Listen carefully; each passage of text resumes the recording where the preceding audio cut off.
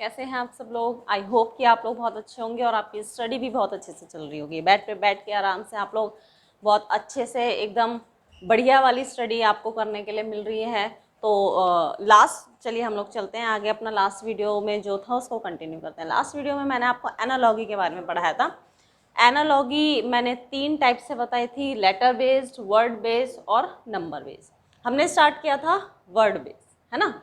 हमने word based start किया था, उसके हमने कुछ क्वेश्चंस भी करे थे प्रैक्टिस के लिए। आज उन्हीं क्वेश्चंस को हम लोग आगे लेकर चलते हैं, कुछ अलग तरीके के क्वेश्चंस।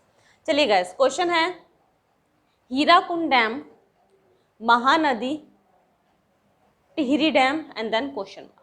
यानी कि हीराकुंड डैम और महानदी के बीच में जो रिलेशन है वही रिलेशन हमें यहाँ पर लगाना है। मतलब हीराकुंड डैम जो है वो महानदी से कैसे रिलेटेड है? हीराकुंड डैम जो है वो महानदी पर बना हुआ डैम है, तो यानी कि यहाँ पर उस डैम का नाम है जो इस वाली नदी पर बना हुआ है। यानी कि हमें क्या निकालना है, जो टिहरी डैम है ये कौन सी नदी पर बना हुआ है? तो ये कौन सी नदी पर बना हुआ है? तो ये बना हुआ है हमारा भागीरथी नदी पर। Okay guys, next cricket, pitch, boxing, question mark. Cricket जो है वो क्या है? क्रिकेट और पिच का क्या रिलेशन है? क्रिकेट खेली जाती है कहाँ पर? पिच पर खेली जाती है, पिच पर ही खेली जाती है। क्रिकेट की एक पिच होती है ना। हालांकि घर में कभी भी कहीं पर भी खेल लेते हैं, घर में छत पे खेल रहे हैं, पार्क में खेल रहे हैं, लेकिन एक्चुअल में जो क्रिकेट खेला जाता है वो पिच पर खेला जाता है। ऐसे ही बॉक्सिंग जो होती है वो कहाँ पर की जाती है? फील्ड में की जाती है, ग्राउंड पे, पिच पे या फिर रिंग में, है ना। बॉक्सिंग भी घर में कहीं पे भी कर लेते हैं, लेकिन एक्चुअली जो बॉक्सिंग होती है वो कहाँ पर होती है? रिंग में होती है। ठीक है गाइज, तो यहाँ पर क्या आंसर हुआ इसका? रिंग। नेक्स्ट, इस तरीके के क्वेश्चंस तो पढ़ते ही पता चल जाता है कि हाँ इनके बीच में क्या रिलेशन है क्या नहीं। दिक्कत आती है हमें यहाँ पर इस तरीके के क्वेश्चंस में। देखो, केयर, रेस, है ना। यहाँ पर हमें क्या देखने की जरूरत है? हमें यहाँ पे ये देखने की जरूरत है कि केयर का रेस से क्या रिलेशन है। कोई रिलेशन है? केयर का मतलब अलग है, रेस का मतलब अलग है, यानी कि यहाँ पर मीनिंग से कुछ लेना देना नहीं है ना। रीजनिंग में किसी भी वर्ड का मीनिंग से कोई लेना देना होता नहीं है। बहुत ऐसा कभी मत करना कि हाँ भाई इंग्लिश के वर्ड्स का आप मीनिंग निकालो एंड देन फिर ना, कोई मतलब नहीं है। बस जो हमें दिया हुआ है, कोई भी जरूरी नहीं है कि मीनिंग, किसी किसी क्वेश्चन में मीनिंग की जरूरत होने लगती है, लेकिन आप ये मत निकालना कि यहाँ पर केयर का रेस है क्या, केयर का मीनिंग अलग है, रेस का मीनिंग अलग है, तो क्या। यानी कि यहाँ पर आप लोग देखकर क्वेश्चन को क्या एनालाइज कर रहे हैं? एनालॉगी टॉपिक है, यानी कि एनालाइज करना है। क्या एनालाइज कर रहे हैं? हमने ये एनालाइज किया इस क्वेश्चन को देखकर कि जो लेटर्स केयर में है, CARE, वही सारे लेटर्स RACE रेस में। यानी कि कुछ नहीं किया है, लेटर्स अगर सेम हैं तो लेटर्स की पोजीशन को घुमा कर रख दिया और कुछ नहीं किया है। पोजीशन को कैसे घुमा कर रख दिया? सपोज ये फर्स्ट लेटर है, ये सेकंड लेटर है, ये थर्ड लेटर है, ये फोर्थ लेटर है, यही है। ये फर्स्ट, ये सेकंड, ये थर्ड और ये फोर्थ। ठीक है, मैंने इनके अल्फ़ाबेटिकल नंबर नहीं लिखे हैं, ध्यान लिखिएगा। मैंने यहाँ पर इनके अल्फ़ाबेटिकल नंबर नहीं लिए हैं। यहाँ पर सी का अल्फ़ाबेटिकल नंबर 3 होता है, लेकिन मैंने सिर्फ क्या लिए हैं? इनकी KC नंबर 1 पर है, A नंबर 2 पर है, R3 पर है, E4 पर है, सिर्फ इस क्वेश्चन में। ठीक है, यहाँ पर R3, A2, C1 और E4, यानी कि 1 2 3 को किस तरीके से चेंज कर दिया लेटर्स को? 3 to 1 4 में। ऐसे इसको करेंगे 1 2 3 4, यानी कि 3 का क्या हो जाएगा? पहले A 3, देन उसके बाद 2 O, देन उसके बाद 1 यानी कि S, एंड देन उसके बाद 4 यानी कि R। और ये वाला जो ऑप्शन है ये कहाँ पर है? वो ये रहा, यानी कि इसका करेक्ट आंसर क्या होगा? C होगा। ठीक है गाइज, तो आप इन तीनों क्वेश्चन को एक बार देख लीजिए, फिर मैं आगे आपके सामने वर्ड बेस्ड पर 1-2 क्वेश्चन और कराएंगे, फिर हम लोग आगे इस टॉपिक को लेकर चलेंगे। टेक योर टाइम प्लीज, आप लोग एक बार देख लीजिए इन क्वेश्चंस को।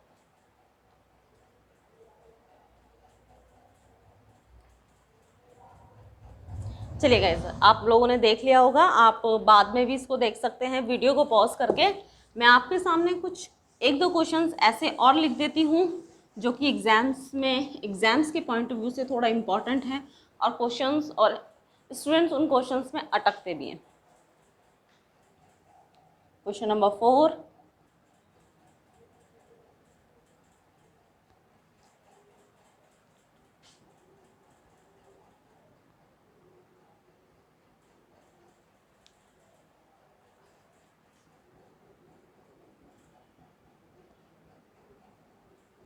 क्वेश्चन हमारे ऑप्शंस हैं इसके अंदर BCZN, CVZN, ठीक है, CVMZ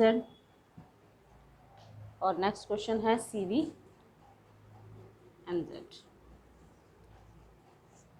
एक क्वेश्चन है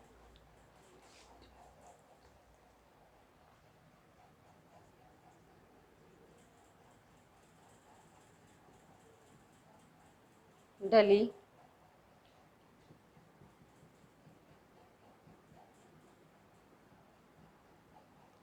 FIRPS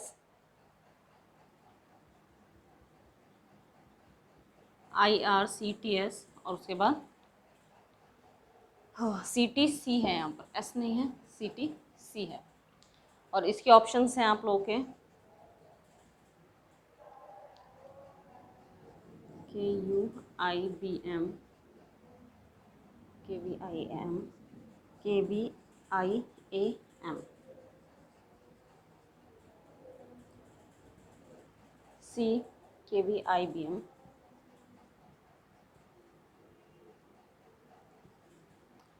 और लास्ट है KVIBN।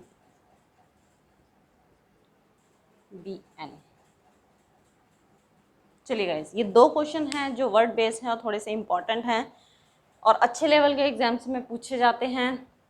तो देखते हैं कि इनके क्वेश्चंस क्या होंगे। जिनको थोड़ा एनालॉजी आता है या फिर थोड़ा समझ आ रहा है कि हाँ करना क्या है, वो एक बार इसको ट्राई करें और घर पे बैठ कर इसके आंसर्स निकालने की कोशिश करें। मैं बताती हूँ आपको कि कैसे इनके आंसर्स आएंगे। देखिए, मैंने आपको कल बताया था कि हमें हर लेटर का अल्फ़ाबेटिकल नंबर पता होना चाहिए। अल्फ़ाबेटिकल नंबर के साथ साथ हमें क्या पता चलना चाहिए, इनके अपोजिट लेटर्स भी पता होने चाहिए। और कल मैंने आपको कहा था कि आपको प्रैक्टिस भी करनी है कि घर में जितने भी आपके घर में नाम हैं उन नाम को लिखो और अल्फ़ाबेटिकल उनके नंबर डालने शुरू कर दो। 5, 10, 15, 20 कुछ करने में आपको थोड़ी प्रॉब्लम होगी, लेकिन 15 के बाद जब आप करने की कोशिश करोगे तो आपकी स्पीड ऑटोमेटिकली अपने आप बढ़ जाएगी। इसी तरीके के ये क्वेश्चन है, जितनी ज़्यादा प्रैक्टिस करोगे उस हिसाब से आपकी स्पीड बढ़ती चली जाएगी। और अगर आप प्रैक्टिस नहीं करेंगे तो आप जहाँ से आप शुरू करते हैं आप वहीं पर ही रहेंगे। ये बात याद रखिएगा, ठीक है गाइस।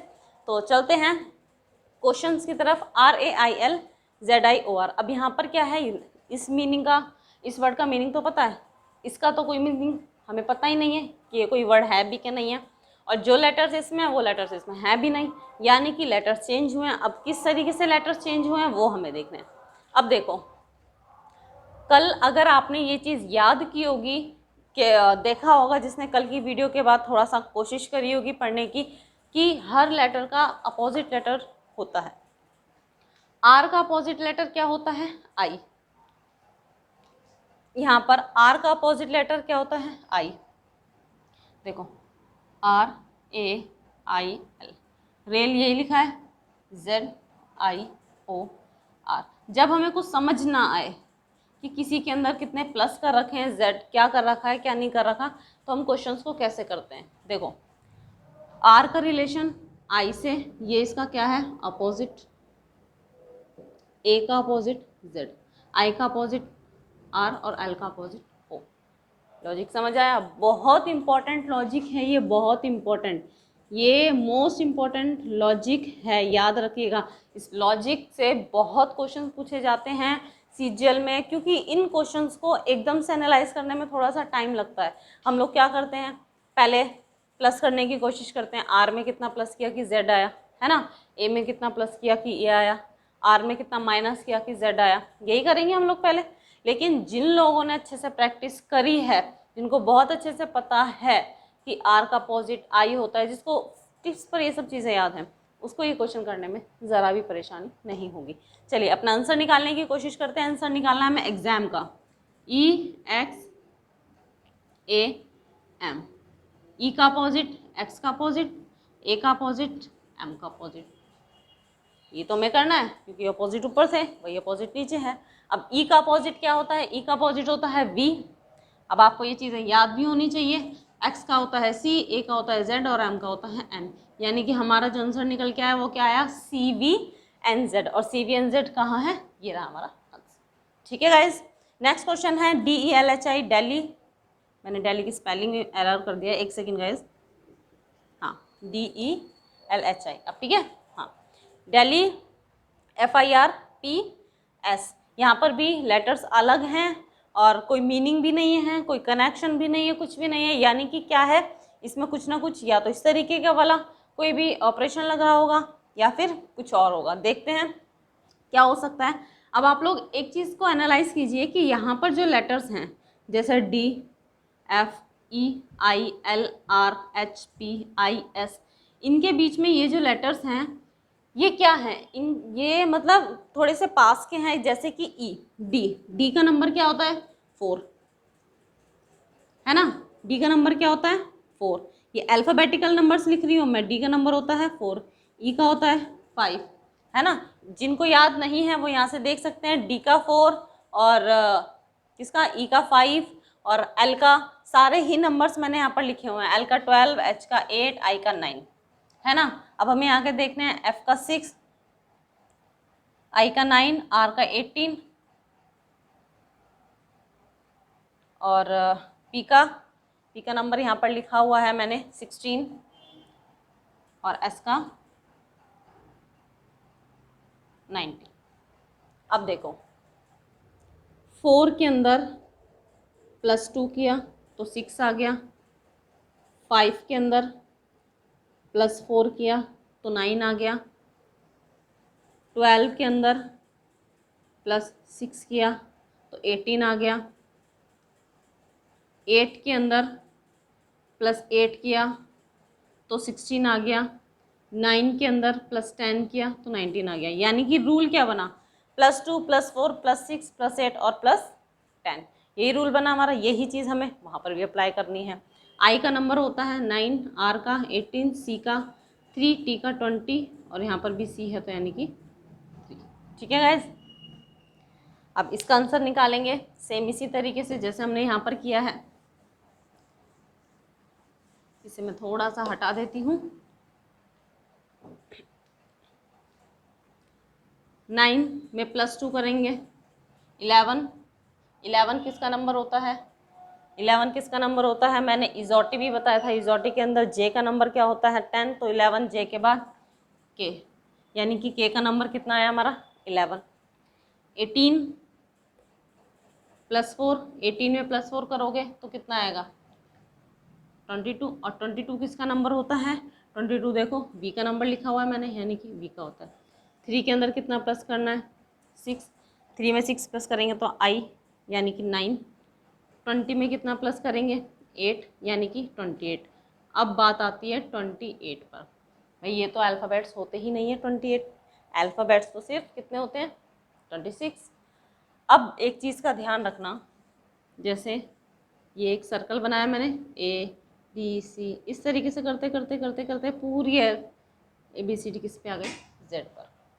ठीक है गाइस, पूरी ABCD ख़त्म, A से शुरू होकर ABCD ख़त्म हो गई Z तक आ गई। लेकिन ये जो ABCD है वो Z के बाद भी क्या रहती है, कंटिन्यू रहती है।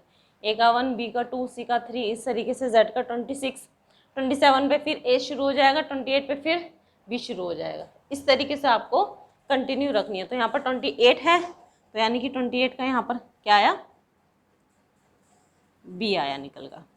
उसके बाद है C, 3 में हमें 10 प्लस करना है यानी कि 13 किसका नंबर होता है, M का। ठीक है, क्या आंसर आया हमारा, KVIBM। क्या आंसर आया हमारा, KVIBM। ठीक है गाइस, इस तरीके के क्वेश्चंस हैं, ये आप लोग घर पे बैठकर बहुत और क्वेश्चंस की प्रैक्टिस कीजिए, क्योंकि ये क्वेश्चंस प्रैक्टिस मांगते हैं। ये क्वेश्चंस हैं जो प्रैक्टिस मांगते हैं, जो आपकी स्पीड भी बढ़ाएंगे, आपकी प्रैक्टिस से ही आपकी स्पीड बढ़ेगी। ठीक है गाइस, एक बार इन क्वेश्चंस को देख लीजिए, फिर आगे नेक्स्ट टाइप के हम लोग एनालॉजी बेस्ड क्वेश्चंस पर चलेंगे। Thank you guys.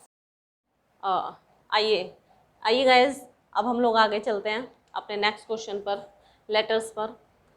B, D, P and then question mark. जो रिलेशन B और D में है वही रिलेशन हमें P और अपने आंसर निकालने के लिए चाहिए। तो क्या रिलेशन है B और D में नहीं पता, निकालना पड़ेगा। B का नंबर होता है क्या, 2 और D का नंबर होता है 4। 2 और 4 का क्या रिलेशन है, 2 और 4 का एक ही रिलेशन हो सकता है क्या, 2 की मल्टीप्लाई 2 में करी तो 4 आ गया, या फिर 2 का स्क्वायर होता है 4, यही रिलेशन है। पी का नंबर कितना होता है, देखिए पी का नंबर यहाँ पर कितना लिखा मैंने 16, यानी कि पी का नंबर कितना है, अल्फाबेटिकल नंबर 16। अब यहाँ पर क्या है, या तो 16 का स्क्वायर या फिर 16 इंटू 2। अब 16 का स्क्वायर तो बहुत ज़्यादा हो जाएगा, यानी कि 16 इंटू 2 करके हम लोग देखते हैं क्या है, 16 इंटू 2 यानी कि 32, यही आ सकता है। 16 इंटू 2 करके 32 आ सकता है। अब 32 तो अल्फ़ाबेट्स नहीं होते हैं, लेकिन मैंने आपको बताया था 26 के बाद 27 से फिर से ए से शुरू हो जाता है। तो अब कैसे निकालेंगे, 32 में से 26 माइनस कर दो, कितना आ गया 6, यानी कि 6 नंबर किसका होता है, एफ का। इट मीन्स हमारा आंसर क्या होगा, एफ। ठीक है गाइस, आगे JM 529 JM 529 PK and then फिर कोई ना कोई न्यूमेरिकल हमें अपना आंसर चाहिए। अब JM से कोई न्यूमेरिकल नंबर कैसे बन रहा है, सीधी सी बात है। तो J और M, सबसे पहले तो इस न्यूमेरिकल नंबर को ध्यान से देख लो, जिसको स्क्वायर और क्यूब याद है अच्छे से वो आंसर बहुत आराम से कर लेगा। देखने वाले को, पता होने वाले को बहुत अच्छे से पता है कि 529 किसका स्क्वायर होता है या किसका तो ये होता है 23 का, किसका 23 का स्क्वायर। 529 23 का स्क्वायर होता है। अब 23 कैसे आया है, 23 जे का नंबर कितना होता है 10 और एम का होता है 13, और जब मैं इन दोनों को प्लस कर दूंगी तो क्या बनेगा, हमारा जो भी बनेगा वो क्या बनेगा 23। तो यही चीज़ हमें यहाँ पर करनी है। पी और के, पी का होता है 16 और के का 11, जब हम इन दोनों को प्लस कर देंगे तो कितना हो जाएगा 27, और 27 का स्क्वायर कितना होगा, तो 27 का स्क्वायर कितना होता है, 27 का स्क्वायर होता है 729। नेक्स्ट क्वेश्चन पर चलते हैं। ACEG, ACEG, ACEG का देखो नंबर्स डाल लेते हैं फटाफट से। 1357, यहाँ पर 26 2 4 6, यहाँ पर 4 6 8 10। अब देखो आप लोगों को नंबर देखते ही कुछ ना कुछ ऐसा नहीं लग रहा कि हाँ इन्हीं नंबर्स में आगे आगे आगे आगे क्या बढ़ रहे हैं, नंबर्स बढ़ रहे हैं। ए का अपोजिट जेड होता है, लेकिन सी का एक्स होना चाहिए, यानी कि अपोजिट लेटर्स तो है नहीं। यहाँ पर क्या है, ए का 3 से +2, 3 का 5 से +2, 5 का 7 से +2। ठीक है, यहाँ पर 26 में +2 करेंगे तभी तो बी आएगा। 26 में 1 करिए 27 यानी कि ए, 28 यानी कि बी, है ना। यहाँ पर +2 4, यहाँ पर +2 6, यहाँ पर +2, यहाँ पर +2, यहाँ पर +2, यहाँ यानी कि यहाँ पर एक ऐसा आंसर हमें आएगा जिसके बीच के अल्फ़ाबेट्स के अंदर क्या रिलेशन होगा, +2 आगे देख लेते हैं किसके अंदर +2 का रिलेशन है। अब देखो डब्ल्यू के जो नंबर होता है वो होता है 23, जेड का 26। सीधी सी बात है, यहाँ पे 23 है, यहाँ पे 26 है, तो यहाँ पर +3 हो रहा होगा, यानी कि ये तो ऑप्शन में है ही नहीं। आगे देखते हैं, ए का 1 ई का 5, यहाँ पर +4 हो रहा है, यानी कि ये भी ऑप्शन में नहीं। आगे चलते हैं, एच का 8 जे का 10 एल का 12 एन का 14, +2 हो रहा है सारे में, यानी कि यही क्या होगा हमारा आंसर। नेक्स्ट क्वेश्चन हमें निकालने की जरूरत नहीं है, LMN की जरूरत नहीं है। ये पे देख लो M और N, कोई +2 नहीं हो रहा, +1 है, यानी कि ये ऑप्शन भी गलत, सी वाला ऑप्शन हमारा करेक्ट है। नेक्स्ट चलते हैं H8K और उसके बाद क्वेश्चन मार्क। क्वेश्चन देखते ही लगा होगा अरे बहुत ईजी है, H का अल्फाबेटिकल नंबर 8 होता है, K का 11, ऑप्शन की जरूरत ही नहीं है, 11 आंसर हमारा करेक्ट। लेकिन नहीं, आपको ऑप्शंस देखकर दिमाग में लगा होगा कि हाँ ये तरीका है ही नहीं। क्या तरीका होगा, अब हम देखते हैं। H का अल्फ़ाबेटिकल नंबर 8 होता है, K का होता है 11। अब 8 का और 11 का कुछ ना कुछ लॉजिक तो होगा ही, कुछ ना कुछ लॉजिक तो होगा ही, ऐसे ही तो नंबर आ नहीं जाएगा, है ना, ऐसे ही तो नंबर आ नहीं जाएगा। क्या लॉजिक होगा हमें वो फाइंड आउट करना है। अब देखो H से 8 कैसे आया, H का अल्फ़ाबेटिकल नंबर क्या होता है, H का अल्फ़ाबेटिकल नंबर होता है 8, ये तो होता है H का अल्फ़ाबेटिकल नंबर 8, ऊपर लिख देती हूँ मैं, H का अल्फ़ाबेटिकल नंबर होता है 8। अब 8 का आंसर 8 कैसे आ सकता है, 8 का स्क्वायर 64 और 8 की क्यूब 512, यही होती है। अब 64 से 8 बनाना है और 512 से 8 बनाना है। किससे 8 बन सकता है? 6 4 10। अगर मैं इन दोनों को प्लस कर दूं, तो 6 एंड 4 10, 5 2 और 1, इन सबको प्लस करूंगी तो कितना आएगा? 8। यानी कि इसका अल्फाबेटिकल नंबर की क्यूब करके उनके नंबर्स को प्लस करना है। यही चीज़ अब हम यहाँ पर करके देखेंगे। के का अल्फाबेटिकल नंबर होता है 11, 11 की क्यूब कितनी होती है? 1 3 3 1, और जब हम इन सबको प्लस कर देंगे 3 3 6 7 और 8, यानी कि कितना आया? 8। तो हमारा करेक्ट आंसर क्या होगा? 8। ठीक है गाइज, तो आज मैंने आप लोगों को जो क्वेश्चंस कराए हैं वो एनालॉगी के मैंने 2 बेस्ड कंप्लीट करा दिए आपके। एक तो वर्ड बेस्ड क्वेश्चन जो थे और एक लेटर बेस्ड क्वेश्चन थे। नेक्स्ट वीडियो में हम थोड़ा नंबर बेस्ड क्वेश्चन पर करेंगे, और वो आपको उसके लिए प्लीज़ आप लोग 20 तक और 20 तक क्यूब्स या 15 तक क्यूब कम से कम, और कम से कम आप लोगों को 30 या 25 तक तो आपको स्क्वायर्स याद होने चाहिए ही चाहिए। ठीक है गाइज, तो आप लोग इस वीडियो को देखिए और नेक्स्ट वीडियो के लिए प्रिपेयर होकर आइएगा। Thank you guys.